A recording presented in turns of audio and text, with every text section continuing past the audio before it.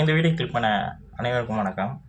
இப்போ நம்ம என்ன பார்க்க போகிறோம்னு பார்த்தீங்கன்னா, நம்ம சூர்யா அவங்களுடைய 5வது திரைப்படத்துடைய ஃபர்ஸ்ட் லுக் போஸ்டர் வெளியாயிருக்கு. அதான் இப்போ நம்ம பார்க்க போகிறோம்.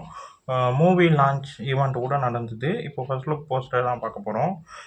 படத்தோட பேர் வந்து மண் டாடின்னு வச்சுருக்காங்க. இது பார்க்கும்போது ரொம்ப நல்லாயிருக்கு. ஒரு கப்பல் வந்து பத்திக்கிட்டு எரியிற மாதிரியான ஒரு போஸ்டர் ஒன்று வெளியாச்சு.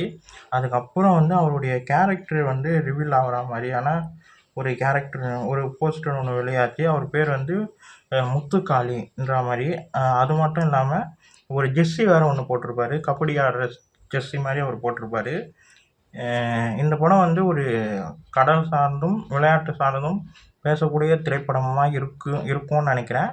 ஏன்னா ஃபோட்டோவே ரொம்ப ரொம்ப நல்லாயிருக்கு. அடுத்து ஃபர்ஸ்ட் லுக் போஸ்டர் வெளியாச்சு.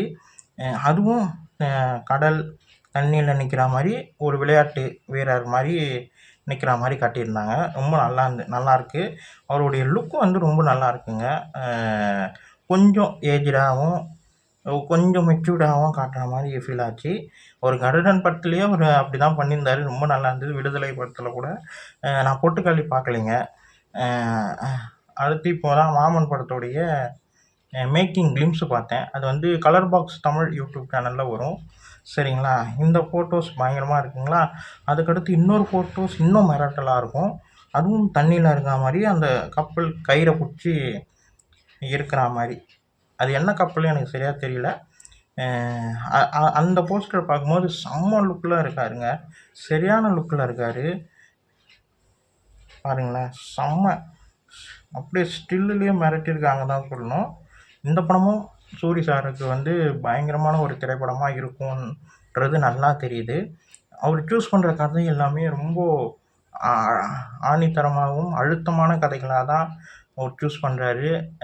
விடுதலையாக இருக்கட்டும், கருடனாக இருக்கட்டும், இப்போ வந்து மாமனாக இருக்கட்டும், பொட்டுக்காளியாக இருக்கட்டும், இந்த மாதிரி ரொம்ப அழுத்தமான கதையை வந்து அவருக்கு கரெக்டாக பொருந்துது. அவருடைய லுக் வைஸ் எல்லாமே பயங்கரமாக இருக்குது.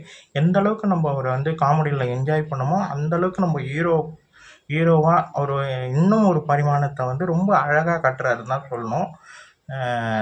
இந்த லுக்கு தான் எனக்கு ரொம்ப பிடிச்சிருக்கு. அந்த கப்பலில் இருக்கிற மாதிரியான லுக்கு செம்ம லுக்கில் ரொம்ப அழகாக மிரட்டியிருக்காரு.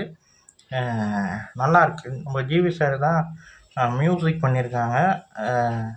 அப்புறம் வந்து கோ ப்ரொடியூசர் வந்து நம்ம வெற்றிமாறன் சார். நல்லாயிருக்கு. கிளிம்ஸ் வைஸ் ரொம்ப ரொம்ப நல்லாயிருக்கு. அடுத்தடுத்த அப்டேட் என்ன வருதுன்னு சொல்லிட்டு பார்ப்போம்.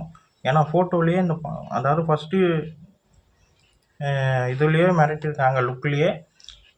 இந்த படம் இப்படி தான் இருக்குன்ற மாதிரி ஒரு சின்னதாக விட்டுருக்காங்க. நல்லாயிருக்கு. இந்த வீடியோ உங்களுக்கு பிடிச்சிருந்தா லைக் பண்ணுங்கள், ஷேர் பண்ணுங்கள். மறக்காமல் நம்ம கோல்டு சினிமா யூடியூப் சேனலை சப்ஸ்கிரைப் பண்ணுங்கள். ப்ளீஸ் நீங்கள் சப்போர்ட் பண்ணால் தான் எனக்கு நல்லாயிருக்கும். பாய்.